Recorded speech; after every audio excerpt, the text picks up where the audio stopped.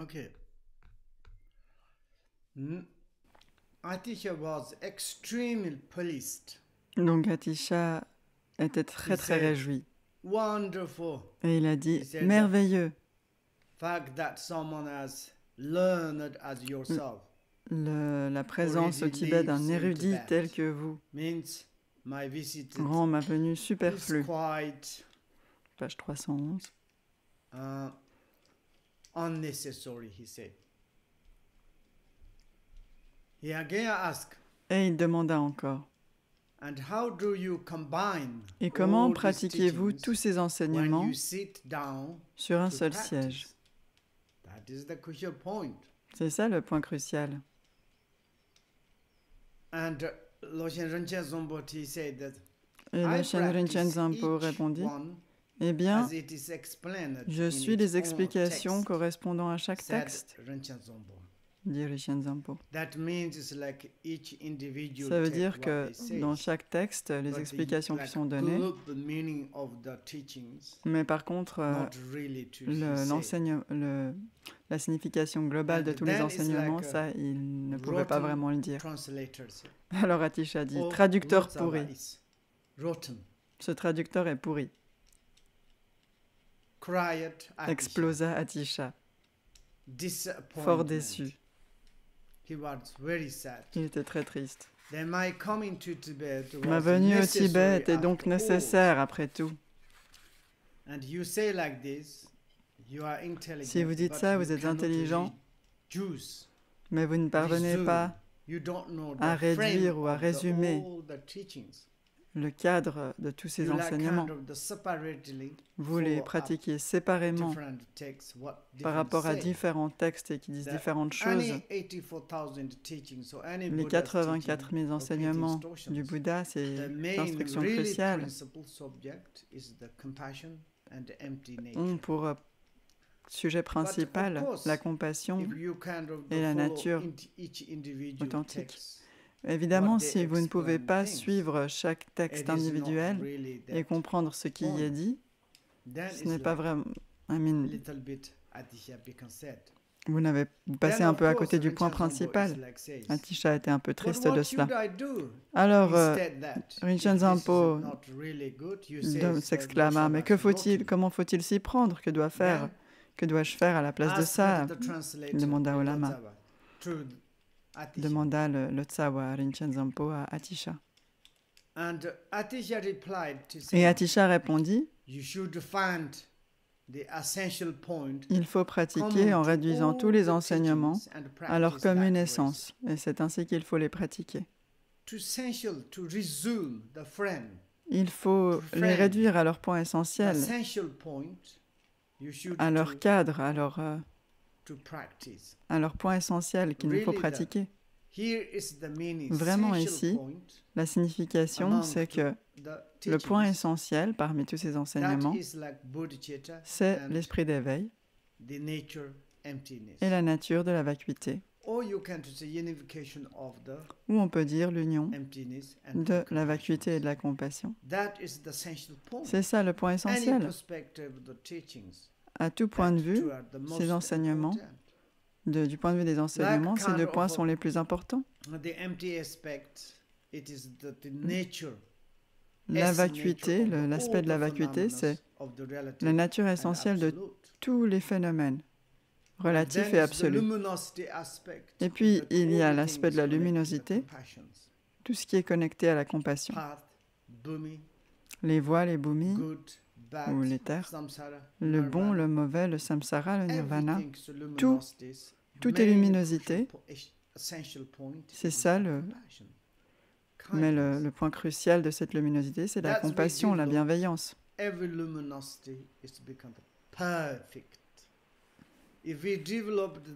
Il est par conséquent indispensable de savoir réduire les pratiques à leur quintessence en se fondant sur les instructions cruciales de son maître. Ça veut dire que si on les réduit à cette essence commune, tous les phénomènes deviennent uniques et ont pour base commune la vraie nature de la réalité.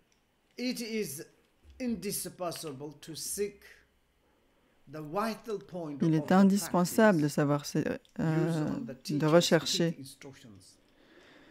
le point vital quintessentiel des instructions en se fondant sur les instructions cruciales du maître. Ces points qui sont communs à tous les enseignements, il faut, pour les condenser, s'appuyer sur les instructions cruciales de son maître. De son maître. Toutes les instructions cruciales concernent la nature de la vacuité. Par exemple,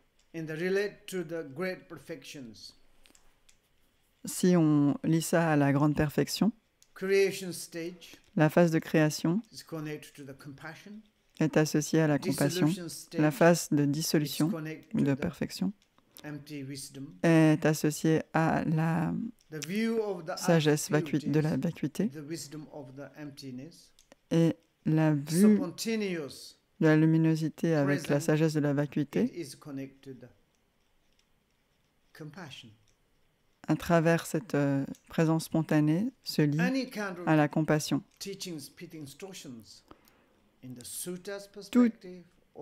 Tous ces enseignements, ces instructions cruciales, qu'il s'agisse de la perspective du Sutrayana ou du Mantrayana, Madhyamika, Mahamudra, grande perfection, tout cela est et devrait être connecté ou lié à la sagesse de la vacuité et de la compassion. C'est ainsi que nous pouvons unir ces deux aspects. Nous devrions nous reposer sur les instructions cruciales du Maître. C'est pour ça qu'il dit « Écoute-moi dans ton esprit. »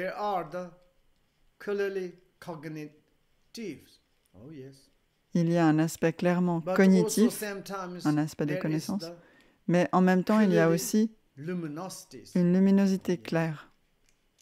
Oui. Alors, ça veut dire qu'il y a un aspect qui comprend, mais qu'on ne peut pas vraiment énoncer. C'est ça, cette instruction cruciale. C'est là qu'elle a lieu. Mais bien sûr, si vous n'étudiez pas, si vous ne réfléchissez pas à cela, si vous ne méditez pas, si vous ne suivez pas un peu plus un maître, alors vous pratiquez ces deux choses séparément. Vous dites, oh, ça c'est l'aspect de la vacuité, ça c'est l'aspect de la clarté. Alors maintenant je vais méditer sur leur unité. Si vous séparez ces deux aspects, ça va être incorrect. Mais comment pouvez-vous les condenser l'indivisibilité de l'aspect de la luminosité et de la nature de la vacuité? C'est en s'appuyant sur les instructions cruciales du Maître. Une fois que vous connaissez ces instructions cruciales, vous devez aussi les mettre en pratique, sans quoi il ne sert strictement à rien.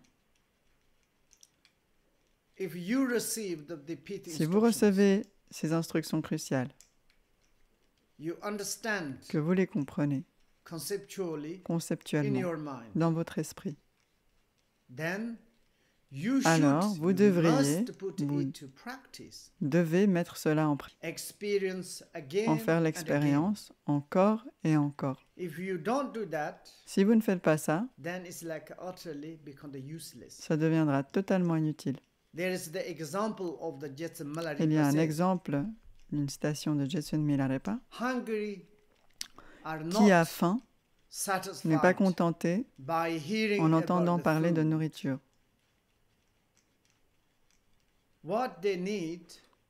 Que doit-il faire? Il doit manger. De même, connaître le dharma est vain si on ne le met pas en pratique.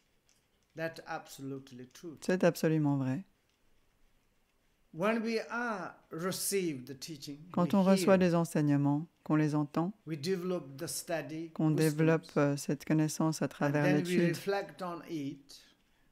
et qu'on y réfléchit, conceptuellement on a une compréhension, alors ça va être facile de méditer, mais on ne médite pas, on ne met pas vraiment en pratique.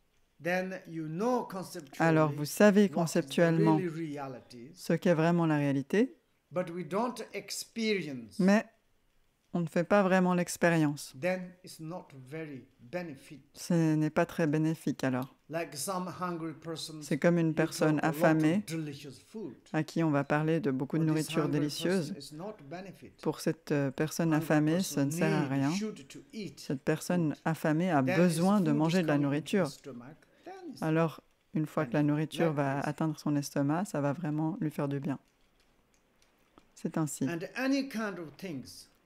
Et n'importe quelle chose est le fruit d'un processus. Je vais faire une plaisanterie. Admettons que je cultive des piments. Je ne mange pas de piments, mais j'aime beaucoup les piments. Alors, je mets ces graines dans la terre. Et si je dis, je veux manger immédiatement des piments, impossible. Ou si je laisse ça comme ça, je ne mets pas d'eau, je ne mets pas de terre, ça ne va pas marcher. Il faut donner quelque chose qui va faire que cette graine va se développer. Il faut attendre un peu avant qu'elle se développe. Et c'est la même chose ici. D'abord, vous avez une graine. Ce n'est pas encore le piment même. Ou alors un noyau d'avocat, ou une graine d'orge ou de riz, qui est la graine de la vraie nature, de la réalité, des instructions cruciales qui sont plantées dans notre esprit. Il faut ensuite cultiver cette graine. Il faut mettre des fertilisants.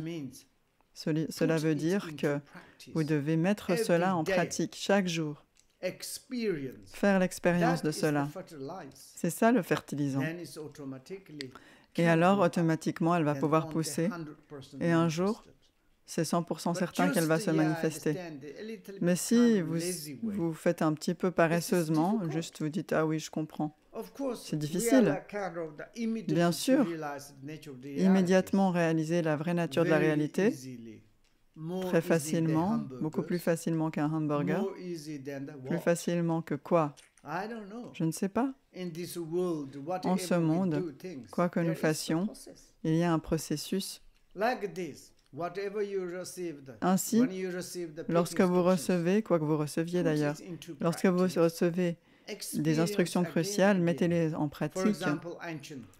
Faites-en l'expérience encore et encore. Même dans les temps anciens, Jetsun Milarepa, pendant 6 ans, il a reçu toutes sortes d'instructions de Marpa Lotsawa.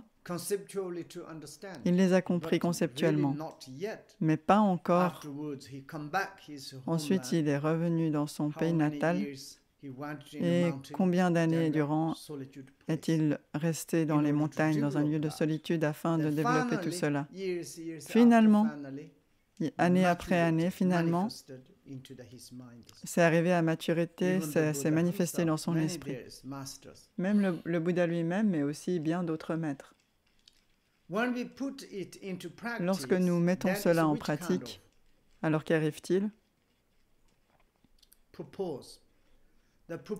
Quel est le but de la pratique? Le but de la pratique, c'est d'être un antidote aux émotions perturbatrices et à la saisie de l'ego. Ça, c'est vraiment le point crucial. Les 84 000 enseignements, et tous les enseignements, sont un antidote à la saisie de l'ego. Et plus on étudie le dharma, plus on reçoit des instructions cruciales et plus nos émotions perturbatrices vont grandir, devenir fragiles.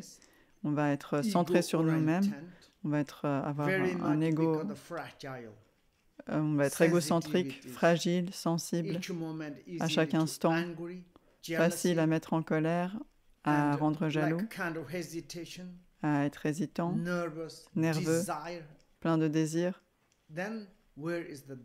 Mais alors, où est le dharma? Il n'y a pas d'antidote. C'est pour cela que lorsque l'on reçoit les instructions cruciales, on va les mettre en pratique et l'objectif de cela, ou Ça devrait être l'antidote aux émotions perturbatrices et à la saisie. Alors le dharma devient vraiment fantastique. Et aussi Jetsun Milarepa, encore une fois, a dit, on peut, dit-on, reconnaître quelqu'un qui vient de manger à la rougeur de sa face.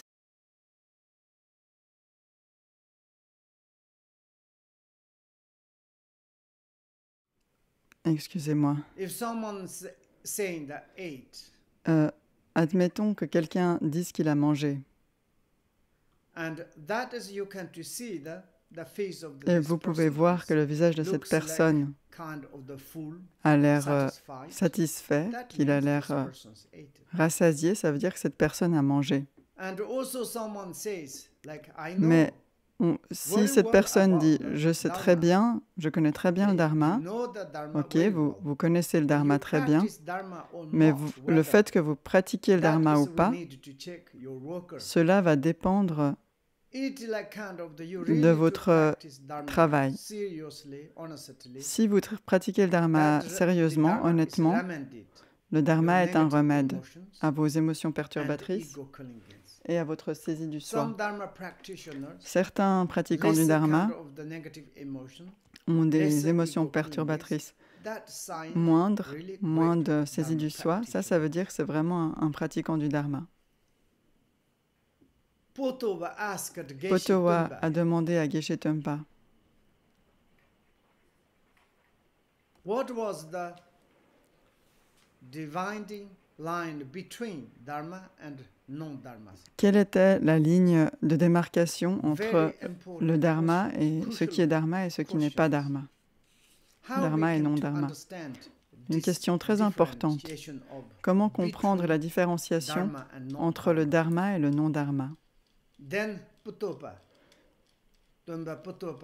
Alors, Tumpa Potowa a répondu,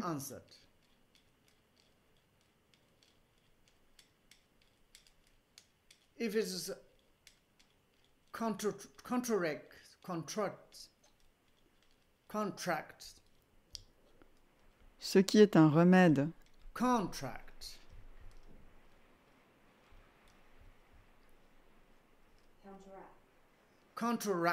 ce qui est un remède aux émotions négatives est dharma.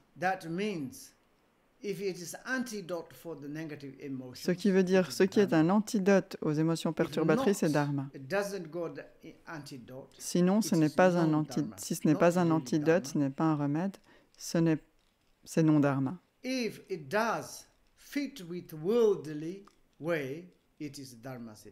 Ce qui s'accorde avec les enseignements du...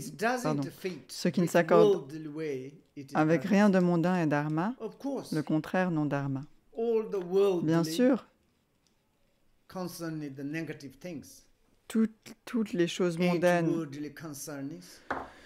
ont à voir avec les actes négatifs et les 8 préoccupations mondaines n'ont rien à voir avec le dharma. Et c'est pourquoi ça ne s'accorde pas aux 8 actions mondaines, négatives.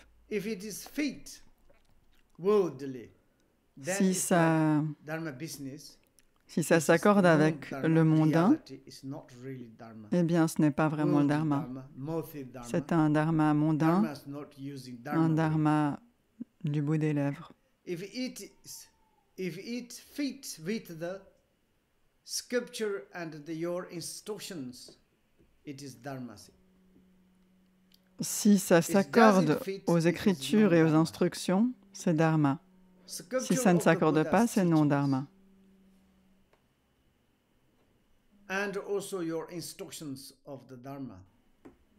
Donc ce qui s'accorde avec les enseignements du bas et les instructions du maître est dharma. Si vraiment ça correspond, ça va avec les enseignements du Bouddha et les instructions du maître, c'est le dharma. Mais si ce que vous pratiquez ne correspond pas aux enseignements, aux écritures du Bouddha, ce n'est pas vraiment le dharma. Absolument pas dharma. Quelque chose qui ressemble au dharma, mais qui n'est pas vraiment le dharma.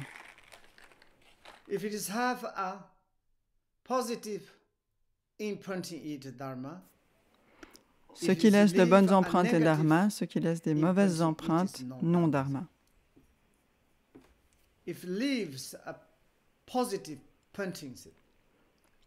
Ceux qui laissent de bonnes empreintes, lorsqu'on suit le dharma, lorsqu'on enseigne le dharma,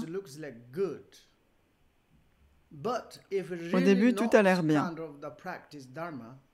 Mais si ce n'est pas vraiment la pratique du dharma, peut-être qu'à la fin ce ne sera pas très bien, ce ne sera pas une très bonne trace. Ce ne sera pas une très bonne empreinte. Ça va laisser de si horribles empreintes. Regardez par exemple dans beaucoup de centres de dharma. D'abord, il y a d'inconcevables enseignants et d'enseignements. Il y a des milliers d'élèves. Et finalement, cet endroit, vous avez des hésitations. Les étudiants vous donnent des hésitations. L'enseignant aussi vous déçoit beaucoup. Il y a beaucoup de centres comme ça. Ça, ce n'est pas une très bonne empreinte, ce n'est pas vraiment le dharma. Si l'empreinte est bonne, même si c'est très petit, très simple, comme Garab Dorje, Sri Singha, ou le premier Patrul Rinpoche, il n'avait pas vraiment de droit, pas de grand centre, pas d'endroit fixe pour les étudiants. Mais il a laissé une extraordinaire empreinte. Des centaines et des centaines d'années se sont écoulées depuis son décès, comme Jetsun Milarepa, et l'empreinte est très bonne. Mais lorsque quelqu'un laisse une mauvaise empreinte, ce n'est pas une bonne chose. The Master Chegampa said, another Kadampa Geshe, great Geshe, he's saying, le maître Chegom précise, un autre maître Kadampa, croire en la causalité des actes est la vue correcte de ceux qui ont des facultés inférieures.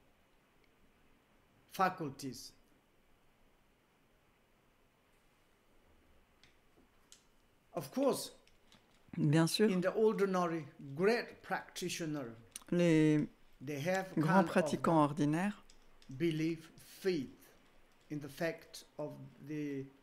ont une croyance, ont la foi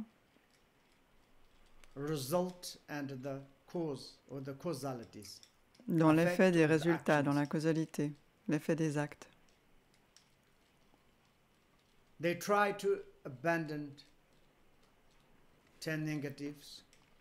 Ils essaient d'abandonner les 10 actes négatifs, de pratiquer les actes positifs, etc. Ils croient à la renaissance, ils croient à l'inévitabilité, à l'inévitable causalité. Ça, c'est pour ceux qui ont des facultés ordinaires.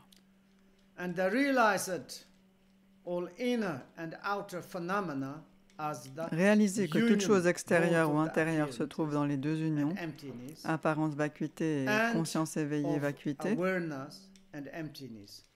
est la vue correcte de ceux qui ont des facultés moyennes, ou en anglais qui ont des facultés supérieures. En anglais, donc, c'est ordinaire et supérieur, et en français, inférieur et moyenne. C'est ce qui est le plus important. Dans la perspective des sutras, nous devons apprendre quelle est l'union des apparences et de la vacuité. C'est pour ça que le Bouddha a dit la forme est vacuité, la vacuité est forme. L'union de l'apparence et de la vacuité est apparence, la forme est vacuité, la vacuité est la forme. La vacuité n'est pas différente de la forme ne diffère pas de la vacuité. Du point de vue du Vajrayana, l'union est celle de la conscience éveillée et de la vacuité. La conscience éveillée, la conscience intrinsèque et la nature vacuité, pureté primordiale ou pureté alpha, qui est pareil à la conscience éveillée. La conscience éveillée est pureté primordiale. Il nous faut méditer sur l'union de cela. Et tout ce qu'on pratique, s'il est empreint de ces deux unions, est la vue correcte de ceux qui ont des facultés moyennes. And then is to realize that the view, one who holder it and realization itself are réaliser que ce qui est vu, celui qui voit et la vue elle-même ne sont qu'une seule et même chose, voilà la vue correcte de ceux dont les facultés sont supérieures. Here is the view.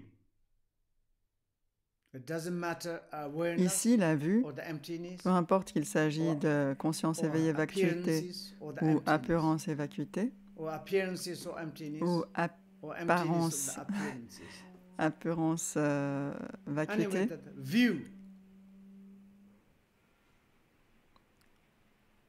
peu importe, cette vue-là,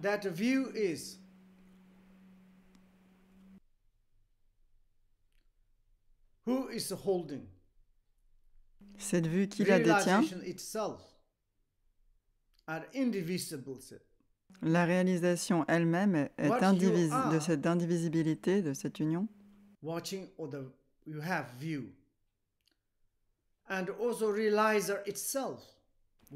L'indivisibilité de ce qui est vu, celui qui voit et la vue elle-même.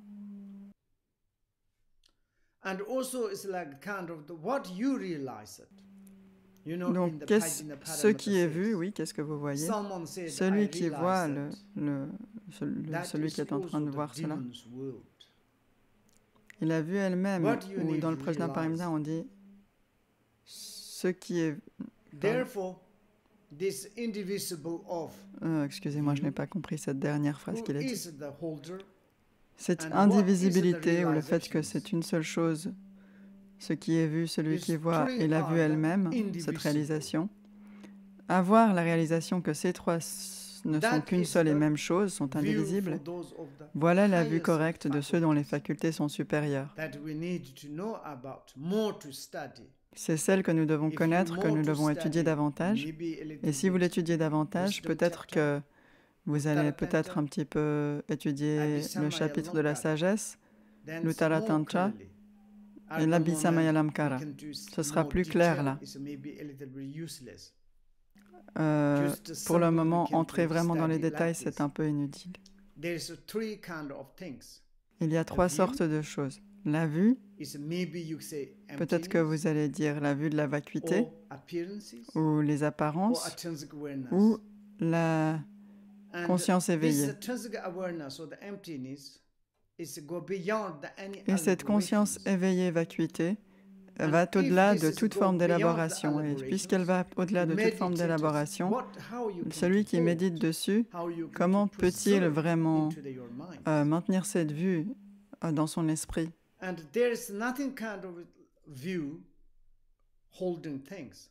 Il n'y a pas de vue qui consiste à saisir quelque chose. Comment est-ce possible de réaliser quelque chose sans le réaliser? Ça, c'est ce dont on dit que c'est inconcevable, indescriptible, indicible.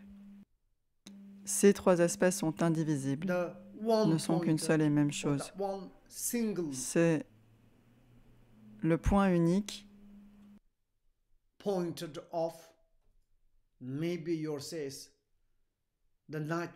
le point unique qu'on pourrait dire de l'étendue naturelle de l'espace, la conscience Rigpa.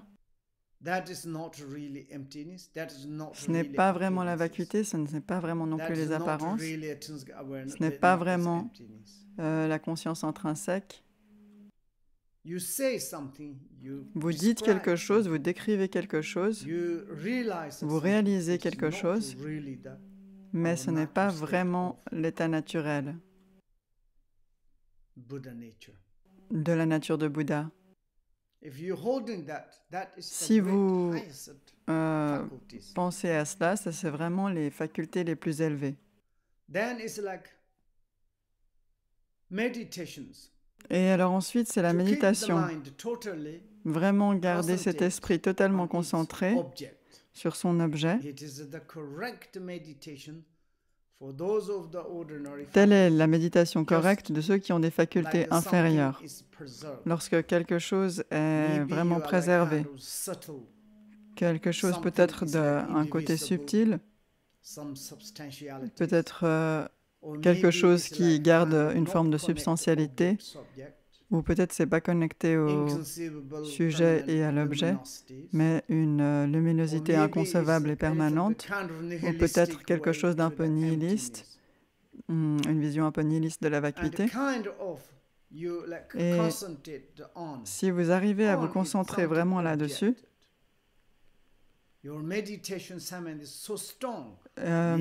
votre méditation sur le samadhi est tellement fort, ou sur n'importe quelle méditation avec caractéristique, votre esprit vient, vous êtes assis, vous le maintenez très bien, fantastiquement. C'est une méditation correcte, mais ce n'est pas vraiment pour des facultés supérieures, c'est juste pour des facultés ordinaires ou inférieures.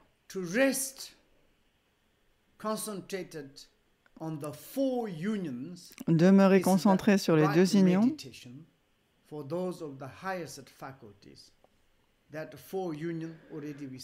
apparence vacuité et conscience éveillée vacuité, voilà la méditation correcte de ceux dont les facultés sont moyennes.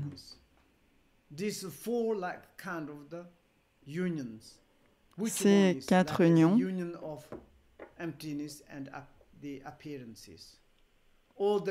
c'est-à-dire l'union de l'apparence vacuité et conscience éveillée vacuité, quoi que vous gardiez à l'esprit, lorsque vous méditez là-dessus, quelle que soit cette union, ça c'est vraiment pour les gens de facultés un peu plus élevées, mais pas ceux des facultés les plus élevées. Ceux qui ont vraiment des facultés supérieures, l'absence d'objet de méditation, de sujet méditant, d'expérience méditative,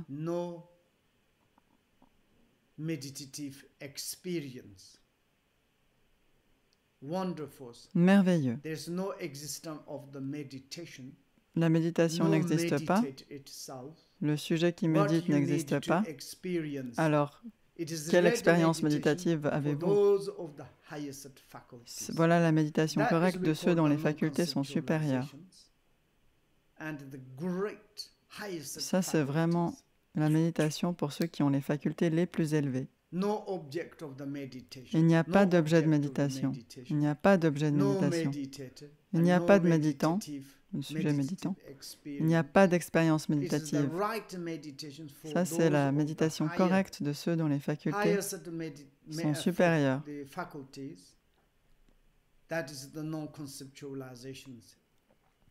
C'est l'absence de concept.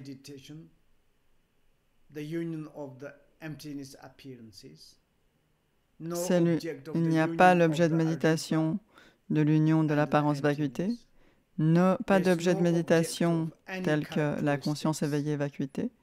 Il n'y a aucune caractéristique et il n'y a pas d'objet ou de caractéristique. Alors ainsi, comment pourrait-il y avoir un sujet méditant? S'il n'y a pas d'autre côté, comment peut-on parler de notre côté? S'il n'y a pas de résultat, il n'y a pas de cause. S'il n'y a pas de père, il n'y a pas d'enfant. S'il n'y a pas d'enfant, il n'y a pas de parents. S'il n'y a pas de bonheur, il n'y a pas de tristesse. S'il n'y a pas de tristesse, il n'y a pas de bonheur.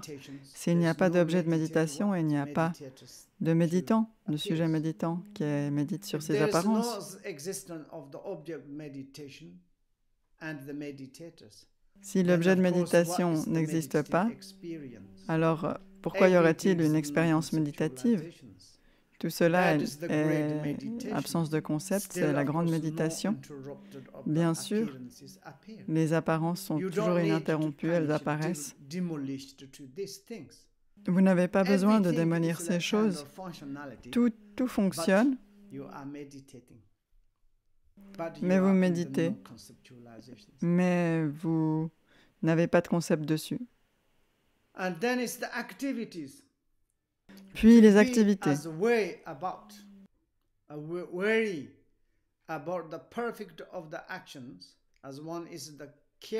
Prendre garde à la causalité des actes comme à la prunelle de ses yeux.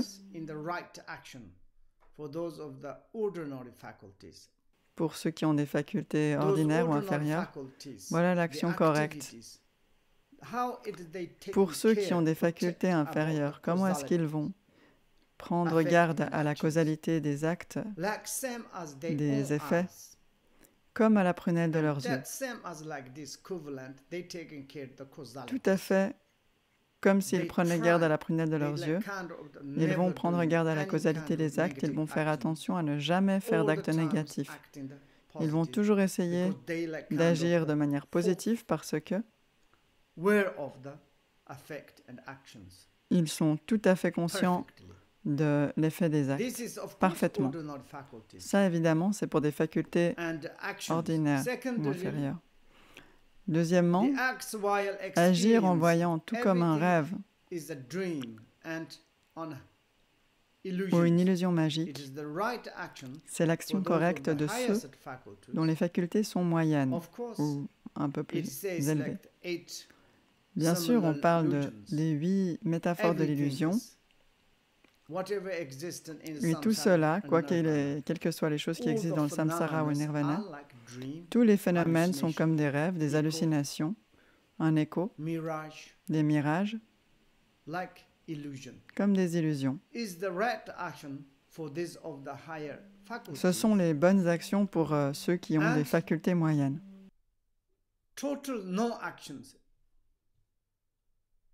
N'agir en rien sur rien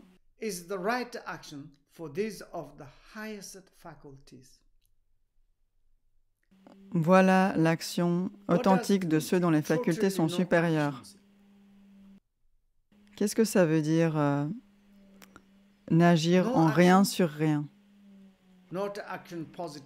Pas d'action positive ou négative.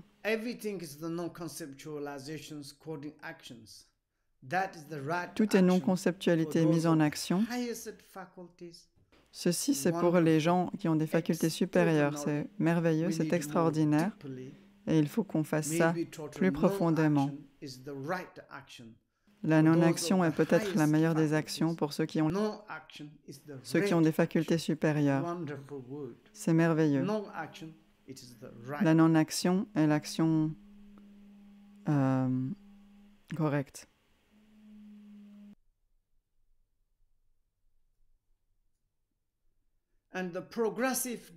Et progressivement,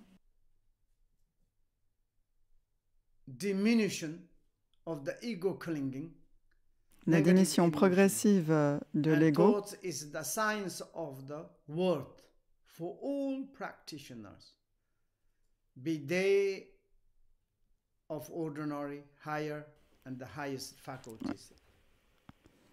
c'est donc c'est la meilleure des actions pour la faculté supérieure. Lorsque vous pratiquez cela, les facultés, qu'elles soient inférieures, moyennes ou supérieures, ces 3 perspectives ont tout en commun de décroître les émotions perturbatrices et la saisie du soi. Quand on étudie le Dharma, on doit savoir tout réduire à son essence.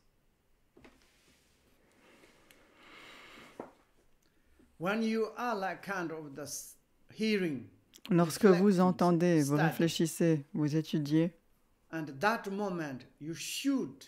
à ce moment-là, vous devriez essayer de comprendre l'essence du Dharma. C'est ça qui est le plus important. Vous devriez savoir comment réduire à son essence le Dharma lui-même. Comme il est dit ici, et le Longchenpa aussi, le grand omniscient, déclare le connaissable au nombre. Non, il dit mieux vaut dès à présent saisir la quintessence. Donc le grand Longchenpa dit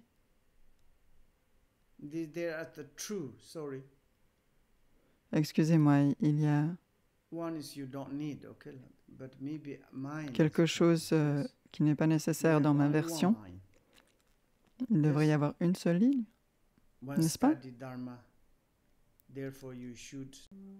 Lorsqu'on étudie tout ce qu'on pourrait étudier, il vaut mieux en comprendre dès à présent leur quintessence, l'immuable bastion qu'est le corps absolu.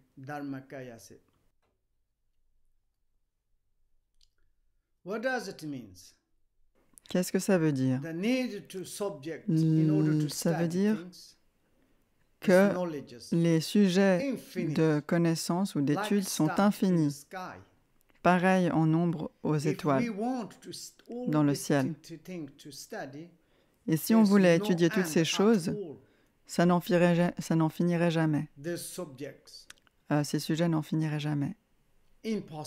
Impossible. On ne peut pas étudier tous ces sujets. Et donc, au lieu de cela, il vaut mieux saisir dès à présent leur quintessence, les points cruciaux, peut-être une seule instruction cruciale qu'il vous faut étudier rapidement, urgemment. C'est cela l'immuable bastion, le bastion ou la forteresse, c'est-à-dire la nature essentielle, le Dharmakaya.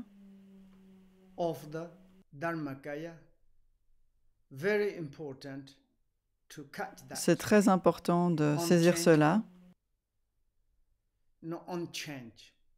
Ce bastion immuable, cette forêt immuable, non, ce n'est pas une forêt, c'est une forteresse. Le bastion ou la forteresse immuable, une sorte de château. C'est comme dans les histoires anciennes, une forteresse dans laquelle on va se cantonner et dans laquelle les ennemis ne pourront pas nous tuer.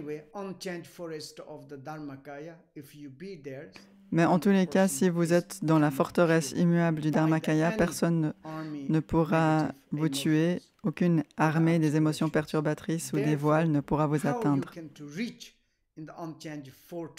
Alors comment atteindre le bastion immuable du Dharmakaya, le corps absolu? Eh bien, c'est en saisissant rapidement la quintessence de ces enseignements. Ensuite, au moment de la réflexion, on doit éliminer ses doutes. Absolument. Lorsque vous étudiez de la sorte, cette essence principale, qui est une forteresse immuable du Dharmakaya, vous prenez cela dans votre expérience dans la voie, vous réfléchissez, vous clarifiez tous vos doutes, vous éliminez tous vos doutes. C'est nécessaire et Padampa Sangye dit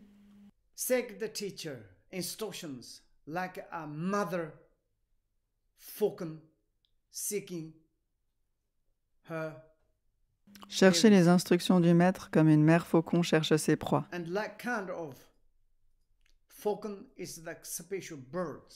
Le faucon est un oiseau spécial. Et lorsque vous écoutez les instructions, lorsque vous recherchez les instructions, vous devez devenir comme un faucon.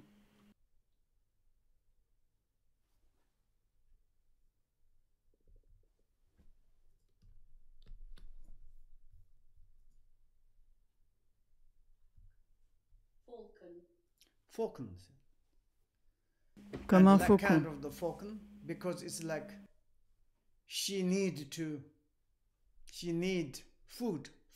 Car la mère faucon doit trouver de la nourriture pour ses oisillons. Et sa tête est très rapide, ses yeux très vifs.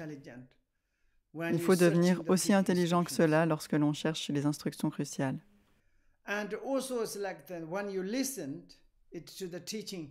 Et aussi, lorsqu'on reçoit les enseignements, il faut les écouter comme un cerf qui écoute de la musique. Le cerf aime beaucoup la musique et lorsque des chasseurs mal intentionnés veulent tuer un cerf, ils vont faire une espèce de son de guitare et lorsque le cerf écoute cela, il a du désir pour la musique de guitare et il est très facile de leur envoyer des flèches empoisonnées, ils les sentent à peine.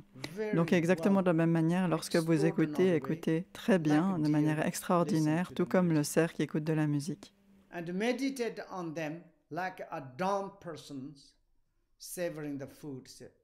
Méditez comme l'idiot qui savoure de la nourriture. L'idiot ne peut pas parler. Si on lui demande comment est le goût, il va dire comme ça. Il va dire ça de manière inconcevable. Il y a une forme d'absence de concept. Chaque individu fait une expérience avec sa conscience. Il est incapable d'exprimer, de décrire.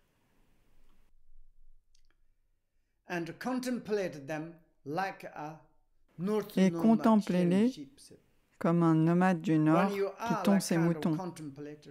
Lorsque vous contemplez, lorsque vous réfléchissez dessus, un à un, comme un nomade du Nord qui tond un mouton. Normalement, les nomades du Nord, lorsqu'ils tondent les moutons, ils le font très très soigneusement, un à un. Ils ne laissent absolument pas de laine. Ils ne font pas mal aux moutons non plus. Ils le font très doucement. Ils tondent le mouton très soigneusement.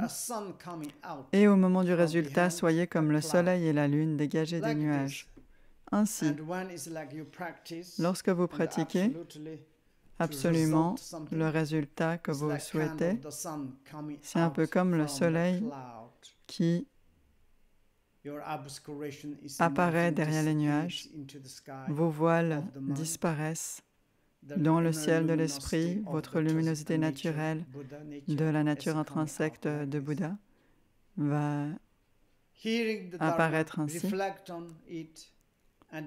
Aussi, ne faut-il pas dissocier étude, réflexion et méditation sur le Dharma.